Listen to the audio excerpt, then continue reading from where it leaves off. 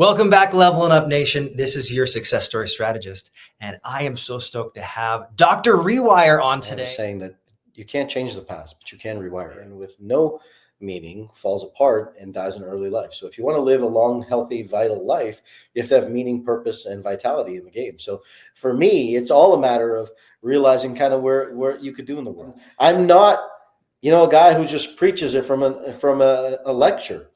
I was 50 pounds overweight, smoked a pack of cigarettes a day, drank like a fish, and transformed all of that because I rewired my own brain. Welcome back, Leveling Up Nation. This is your success story strategist, and I am so stoked to have Dr. Rewire on today. Oh my goodness, you are so in for a treat. He has a wealth of experience. You said, 27 years helping people take their thoughts, organize them in such a way, rewiring them so that they can live into their potential, live into who they are supposed to be, and to be able to make a massive shift in who they are.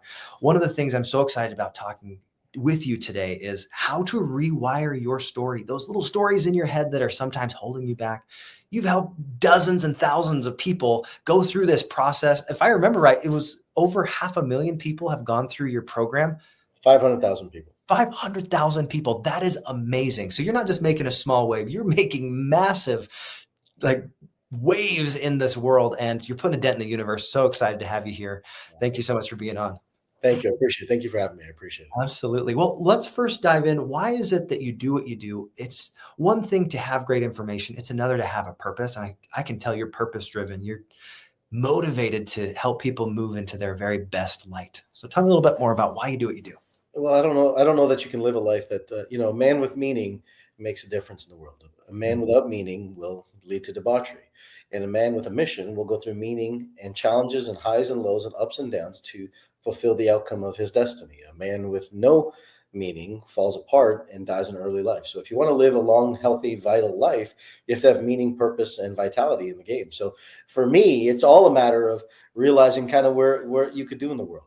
And the thing is this, right? It's like I didn't come into this idea of rewiring the brain from a space of just like random. It's kind of been something that I've evolved with my practice, my years in studying the brain and studying personal development, psychology, neuroscience, neuropsychology, brain DNA, behavioral genetics, all these things I've been able to put together over the last 30 years now, not even 27, 30 years now, that I've been able to accumulate and assimilate, allows me to see the world in a very different way, see the human mind in a different way.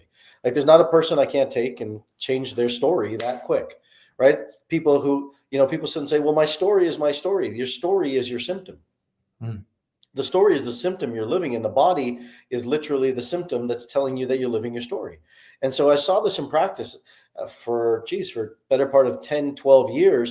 And I saw this with patients and clients. And I started realizing that there's something to this. And I started helping people in my practice to get over, back pain, neck pain, digestive problems, IBS, Crohn's disease. And then I started helping people make more money. And I started helping people, businesses change. I started helping corporations start to change. And then it's just kind of been this transition of life and you know what? You don't know where the opportunities lie, but there's so many people in the world that need help that what else are you going to do with your life, right? A mission is important to grow and make a difference in the world. That's beautiful. I love how David Meltzer says this. He's like, don't just make a lot of money. You got to help a lot of people make a lot of money and then make this fun to do the whole time. Have fun while you're doing it. And he's going to be at the event as well with you. You're going to be one of our speakers. So excited to have you with us, man. This is my first experience with you in person. So guys, April 18th, 19th, if you want to meet Dr. Rewire in person, you got to be in Aurora, Colorado. He's going to light the stage on fire. It's going to be amazing. So make sure you get there. But tell us this. I know you have not just a great practice, you're an amazing speaker.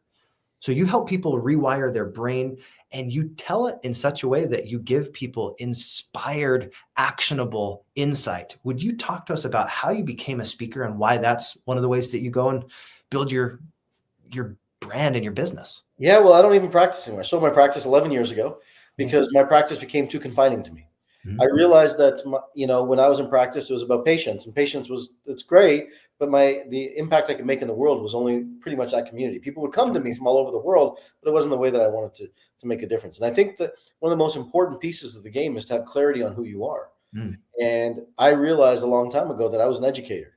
And for me, speaking has always been in my soul. It's always been in my bones. It's what I do. It's what I've known since I was a kid. And so when you know that this is what you do, you got to go out to the world and do more of it. And so, I've been speaking now better part of 20 years. And I've trained over 15,000 speakers myself, and helping them with their message. When I was doing speaker training back in the day, it feels like forever ago. But for me, it was not just about speaking. Is one of the things that you got to do. If you're a leader, you've got to speak, right? And then I know a lot of your audience are speakers.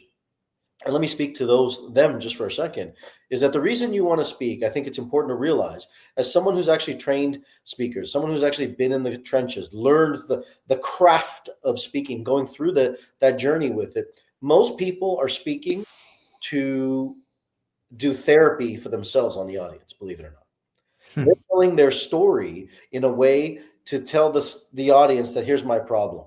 I would flip the equation. Is that don't tell your story to help you.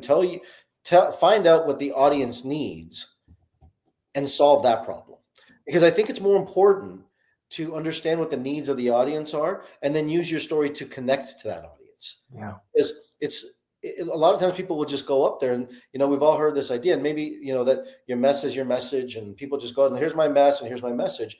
And the personal development industry, in my opinion, is going to sound pretty harsh and stark at the same token, is really a bunch of people just telling their stories all day long, which is painful.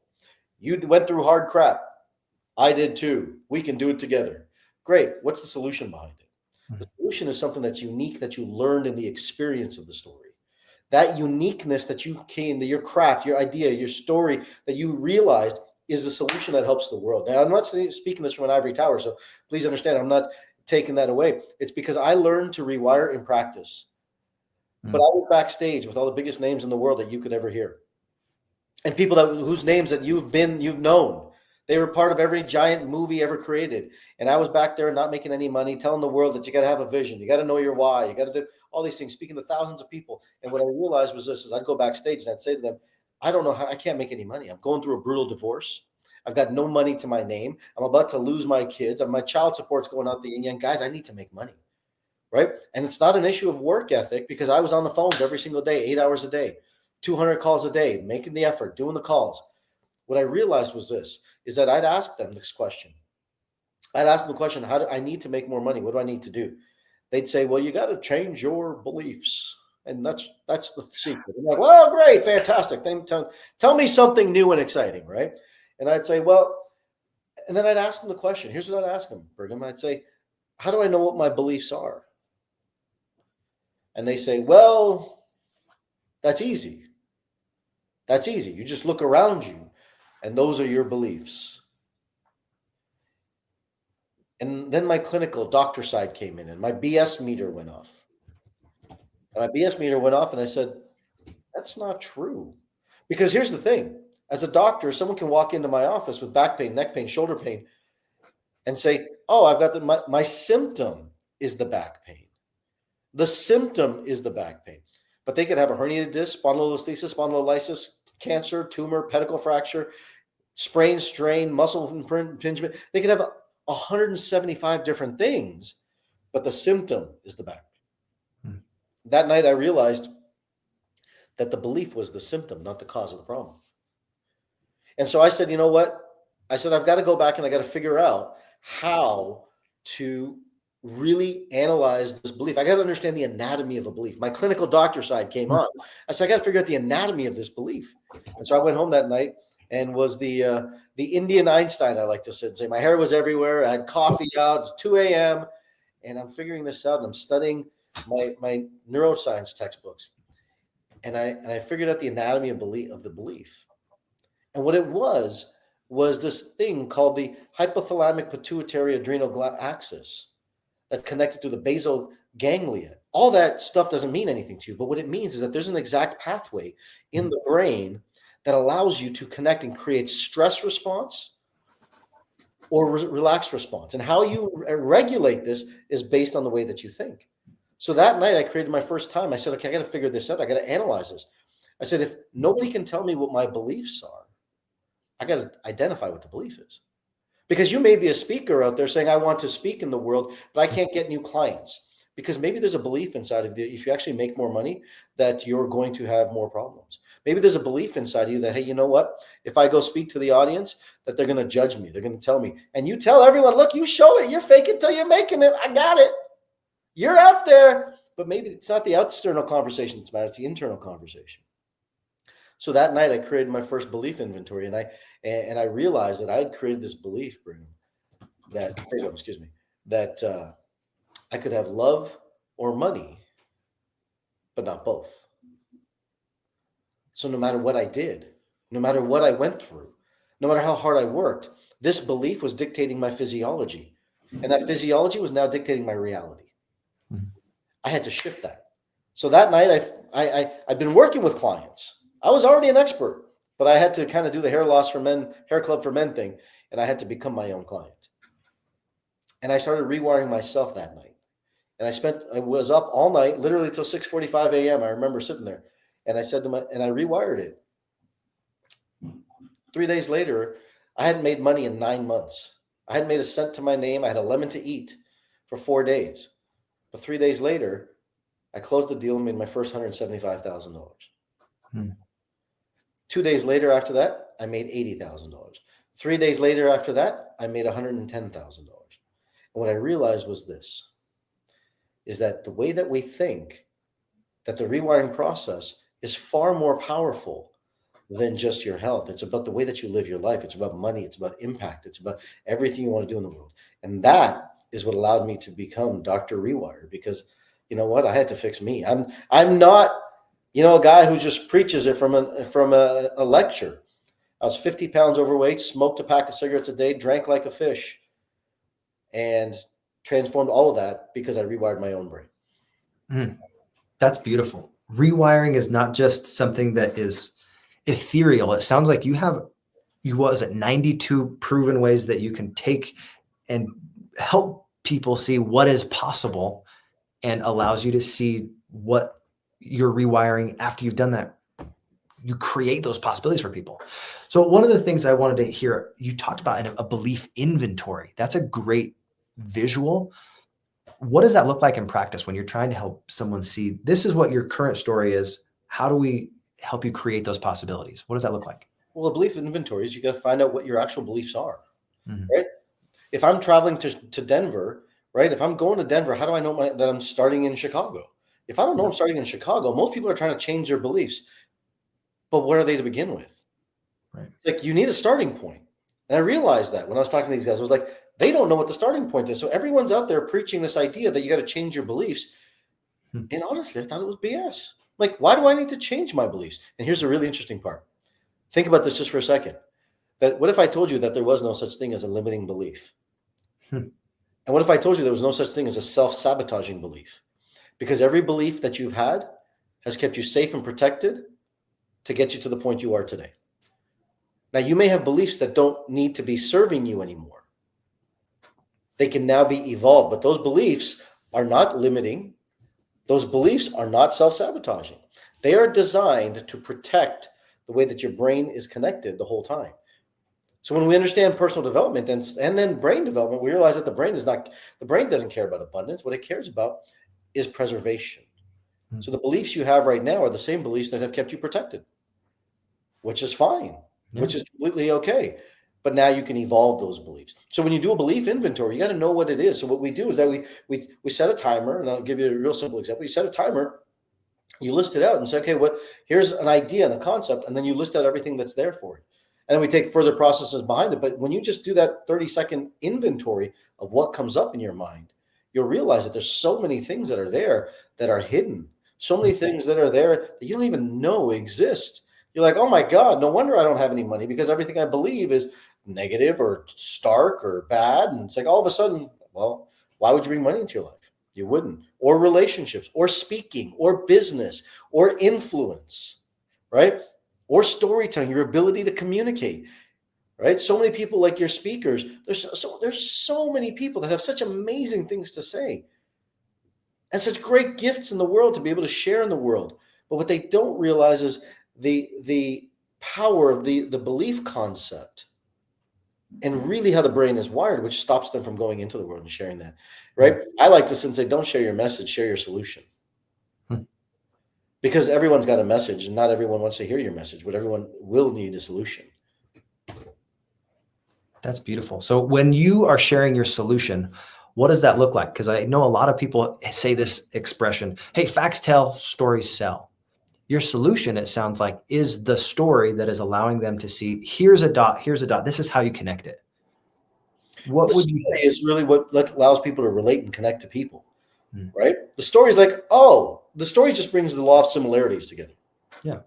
I went through hell. They went through hell. Cool. We can do it together, right? I told you a story. I did it intentionally. I told you a story about my life. I told you a story. Hey, here's a guy who was divorced, broke, had a lemon to eat for 4 days. He was doing intermittent fasting before intermittent fasting was a thing, right? And that was my story. And I could have said, but now look at me. Look how great I am. Look, I'm in 74 countries. Look at my bio sheet and that. And you could do that too. That wasn't the story. That wasn't the story. The story is that I rewired my brain. The solution was the rewiring of your brain. Mm-hmm. See, the thing is is that if we're going to help people and we're going to make a difference in the world, I think we have to stop this idea that spreading stories and messages is going to matter. I think we got to start giving the solution to it. And then when we get the solution, people say, oh, there's the protocol. There's the protocol I need, but I can relate to the person's story. I get it. I can relate to the story, right? A guy who was 50 pounds overweight, smoked a pack of cigarettes a day, drank like a fish every weekend. A bottle of Captain would go down like nobody's business. Why? Because I was completely uninspired with my life. I was living in the premise of defensiveness and protection versus realizing what inspiration and vitality looked like. I was a doctor. I knew the story. I know what they do. I know how to do it, but I didn't live it. There's information and then there's transformation. I was living the path of information, and I had to go through the application to get to the transformation. And I think that's one of the key things that you're helping people do, which is so great. And I so admire with what you're doing is you're helping people take this idea, this information world, and taking the stories to bring it to application so that they can make the transformation. I think that's what you're doing so brilliantly. Absolutely. And this is the key, because if you are only sharing a story on the surface level, you're not reliving it in a way that allows other people to connect with you, and they don't see the solution because you aren't living the same off stage as you are on stage. That's the thing. If you aren't an example, you are going to be a warning. So for you, what are some of the... If you're not an example, you're a warning. That's good. I like that. I don't know if that's yours or you got that. That's good. I like that. It's true. That's the thing. Anytime you hear stuff, you're like, I think I got that from here. I think I heard that first from Greg in a different context, but that's the thing. You're either an example or a warning. That's true. I get it. So when you think about going to the solution as a speaker, what does that look like in practice? I know there's so many different ways you can frame a keynote. There's so many different ways you can take your message and monetize it. What have you been able to do to be successful as a speaker and allow people to say, this is the solution, here's the way that we can plug into it? I'll tell you something that I told to one of my clients yesterday. I used to say this, and one of my mentors, he said, you got to stop thinking this way. And he was right. And my arrogance was wrong for a long period of time. I thought I wanted to be a speaker. And I realized that speaking was for me. And then I realized that I wanted to help people. And then I realized speaking was the solution to help people. And believe it or not, for most people, the intention of speaking is their own ego. When you start to help more people, you don't care about, you just speak to use because you know you have a gift and something inside of you that has to get to them, and you know that your words are going to help change your life. And I think that's so important, right? Like, as a speaker, and I use that in quotations, I don't consider myself a speaker. It labels me. I don't like that at all. Like, I'm a brain performance doctor. That's who I am. I've created the first brain DNA test, right? And this brain DNA test allows people to see their mindset, their motivation, their rest, their recovery, gives you your brain score. That's a solution for everybody that can go into the world. That says, I have anxiety, depression, sleep problems, weight gain, stress problems, inability to be motivated. Cool, great, take the test. That's a solution. So I'll speak. I'm doing this. I'm speaking to deliver my solution to the world. Right now, if that's 10 people or 10,000 people, it doesn't matter. I think that's the key to it, right? Like, we as speakers think the bigger the audience, the more important we are. And I know I definitely felt that way. Maybe you haven't. Maybe others in your call, maybe my ego was the only one that took that. But I definitely held on to that for a long time. And what I've realized is that, every opportunity that I get from the guy upstairs to speak, to share what I do is a solution that someone gets to hear somewhere, and I'm more connected to the solution of that problem than I am me speaking, if that helps. Absolutely. This is a brilliant way to think about what is your message actually doing as far as impact? Mm-hmm. What's that solution look like? Because if you don't have a clear call to action, a clear way that you can help people, all of the stuff that you shared is kind of useless. It reminded me of being a missionary. I was a servant for 2 different years in Taiwan, absolutely loved going and connecting with people. But if you didn't ask them to repent, you didn't give them a commitment, and they didn't follow that pattern, there was no application. You can share all the stories you want. You can share all the scriptures you want. You can make them feel great in your presence, but then nothing happens. There's no repentance. And this is where your application really comes in. How do you apply what you learn? That's the repentance process. That's the change process. That's how we take our ideas and turn them into implementation. And that's where you get the results. It's not about talking about doing push-ups or saying, hey, this is the power to do the push. It's actually doing the push-ups. I think you have to be it. There's no question. I think you have to be the part. I think you have to own the part. I think you have to. I don't know if your audience is an LL Cool J fan at all, but do you know who LL Cool J is?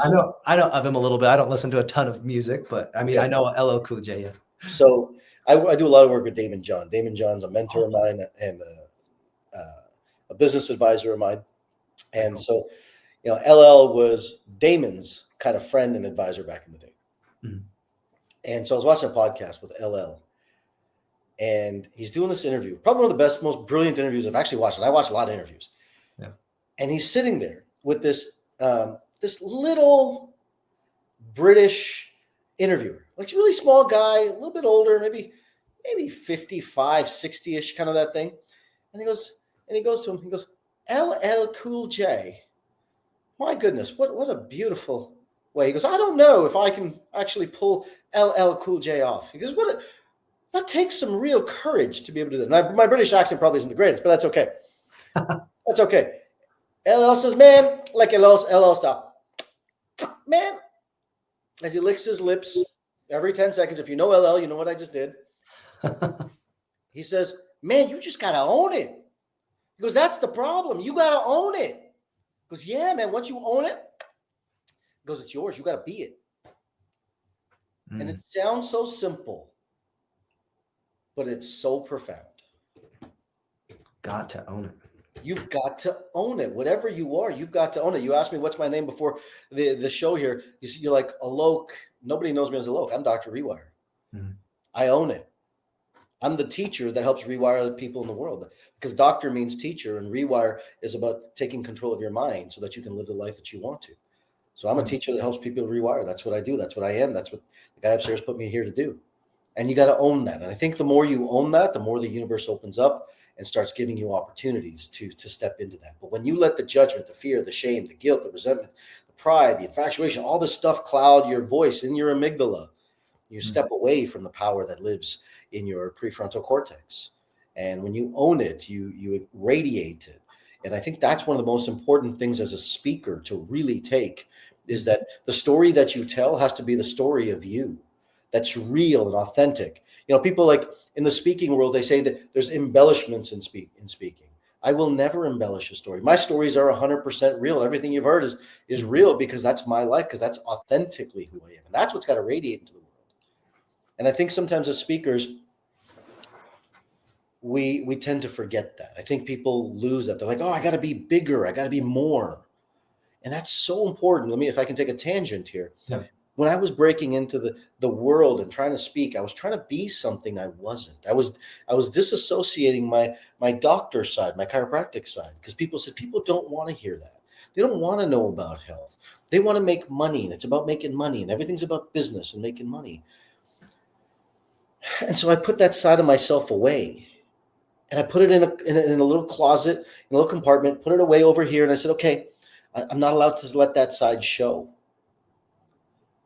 And I had to be this portrayal of success into the world. And I lived more miserably, more falsified, more inauthentic. And that's why I wrote my first book. My first book, Chasing Success.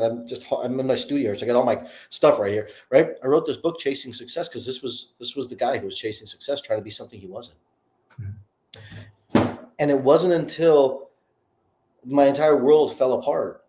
And I said, you know what? I've got to stop. And I'm just going to go into the world being who I am. And I'm going to the world being who I am, that things started to open up. My first speaking engagement on my own when I started wasn't this giant audience and thousands of people. It was 9 people in a network marketing office, financial services networking office. But those 9 people have now translate to 10, to 12, to 15, to 20, now to stepping foot in 74 countries. Wow. And I think that's one of the key lessons to take is own it. Own your story, own your life, own your brand, own who you are so that you bring that to the world.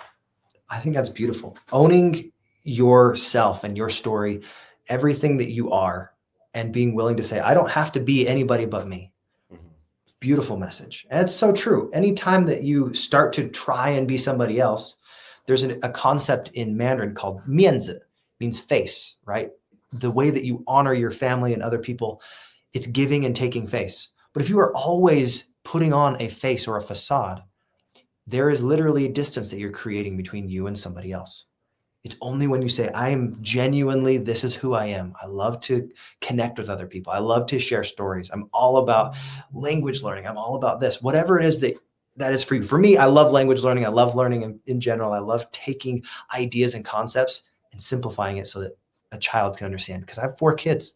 I don't want to do stuff that they don't understand. I want them to be able to say, oh, that's why dad cares about this. That's why dad's talking to Dr. Rewire, is because I want people to see what we're doing, help them be able to help themselves, show the solution.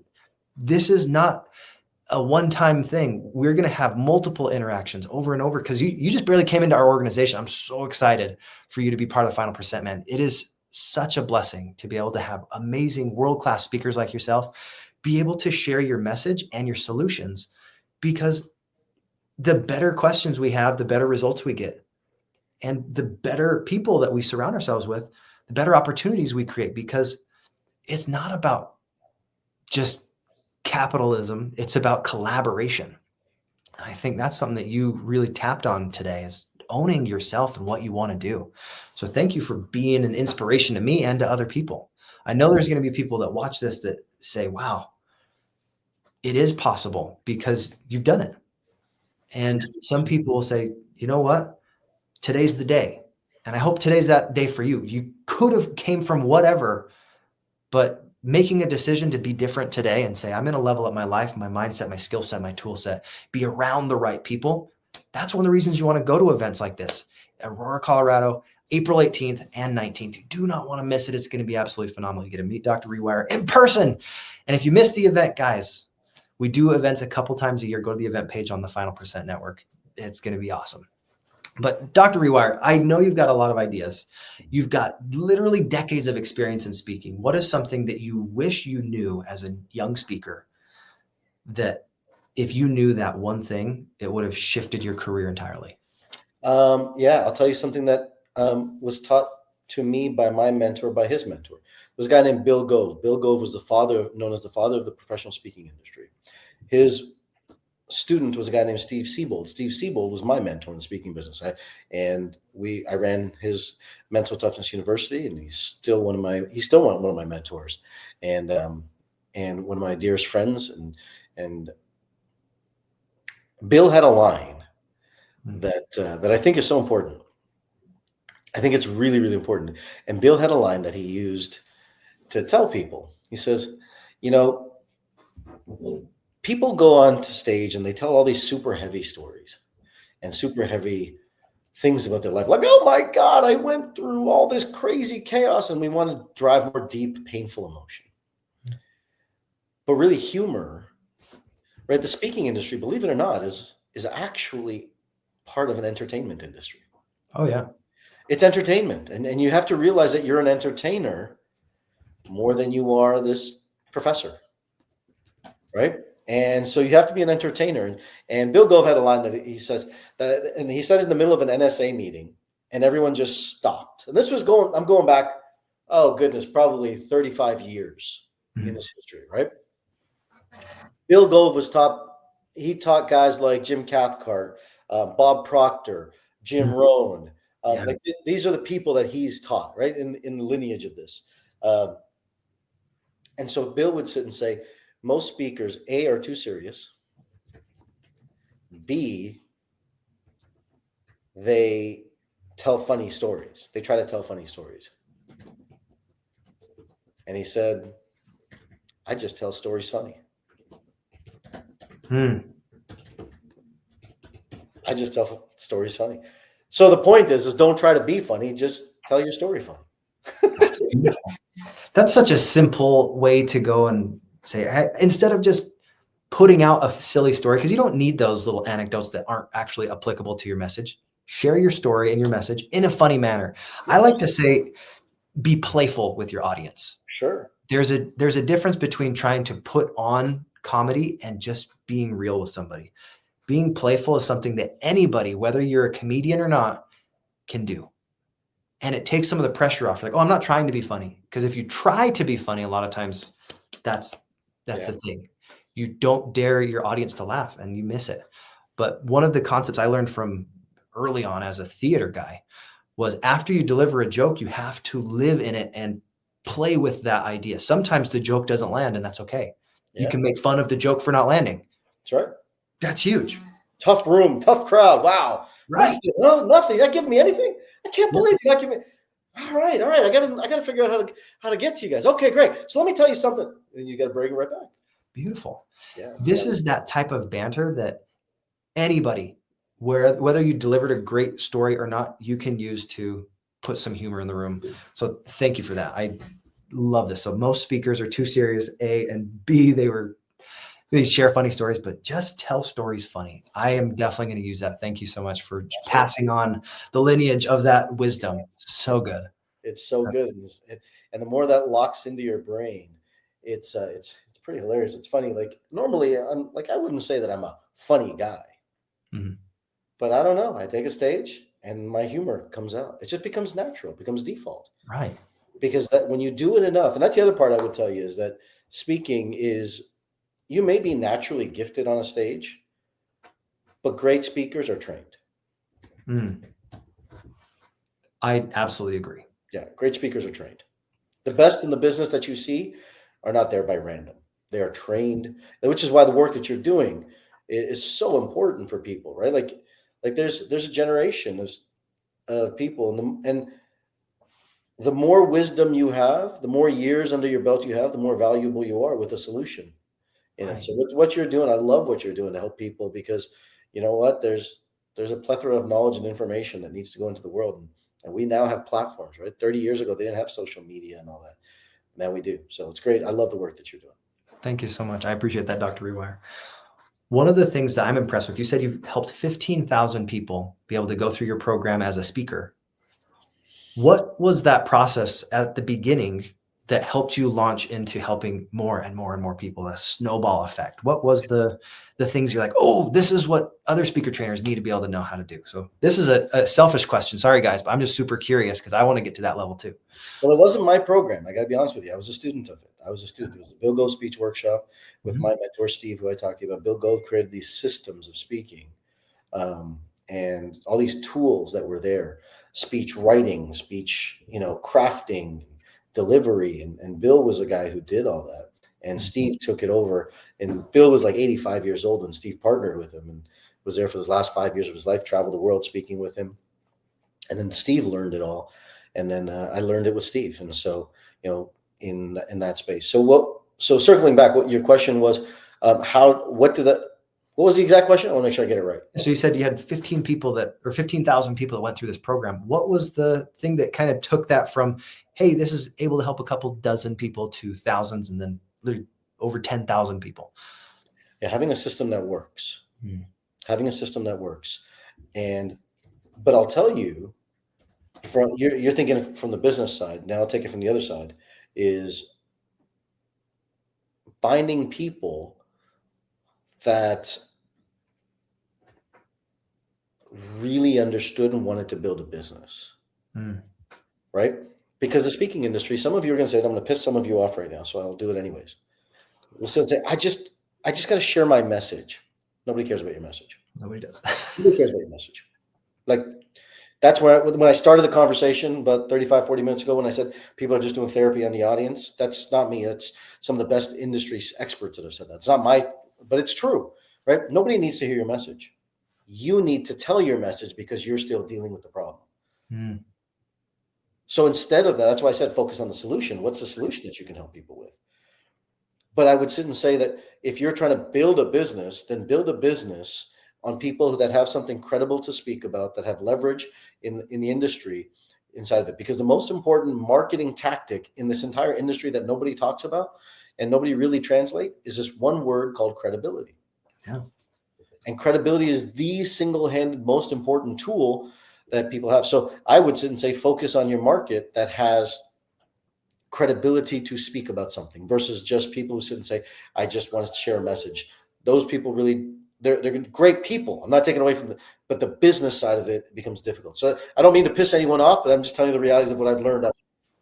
Thousands and thousands of people. Pardon my reminders if you heard them in the background. I think that's beautiful. Focusing on the people that already have credibility, they are tied into a solution that you could say, well, let's just dial in that message so that your credibility actually comes through with clarity. Because a lot of people are amazing on paper and they may even be amazing in writing, but they are absolute bore fests when it comes to being on stage. I'm sure you've been in the industry long enough to be like, let me read this PowerPoint slide. Let me read this PowerPoint slide. And you're just like, why am I here in the audience? I'll let you summarize this. What was the biggest thing for you in being able to rewire your story? What was that last final idea you want to leave with the audience? Yeah. So I think that when you learn to rewire, gratitude becomes the way of life. And it's not a matter of what happened to you. It's not a matter of, I have a saying that you can't change the past, but you can rewire it. And a lot of times people like to sit and say, well, you can't focus on your past. But your past is dictating your current reality. And you have to get through that. You have to learn to wire your patterns, your brain, so that you are a different frequency. So you can't change the past, but you can be grateful for it. And when you get grateful for it, the world opens up to a whole new world that you get to experience, from mind, body, health, finances, relationships, opportunities. It all opens up into a whole new world. Wonderful. Well, thank you so much. I know we can't rewire our past, but we can rewire our future. Such a great takeaway. What a great message to leave with us. I am so inspired by what you shared today. Excited to hang out with you during April 18th and 19th. Oh, wait, it's going to be great. Such a great pleasure to meet with you, man. Where can people find you online so we can make sure to send you to the right Everything Dr. Rewire. Dr. Rewire Instagram. If you want to get books, Dr. Rewire, brain DNA test, whatever it is you're looking for, just go Dr. Rewire on Instagram and drrewire.com. Wonderful. Well, thank you so much, guys. I hope you have a wonderful rest of your day. God bless, and keep leveling up your life. If you are looking to get your story dialed in, be able to talk about the solutions, not in ethereal, weird language, but actually concrete, your experience matters type of way, I'm here for it. I want to make sure we dial in that message so that you are on stage and off stage in a way that allows people to connect with what you do. Thank you so much, Dr. Rewire, for being here. Have a great day, guys. God bless. Thanks.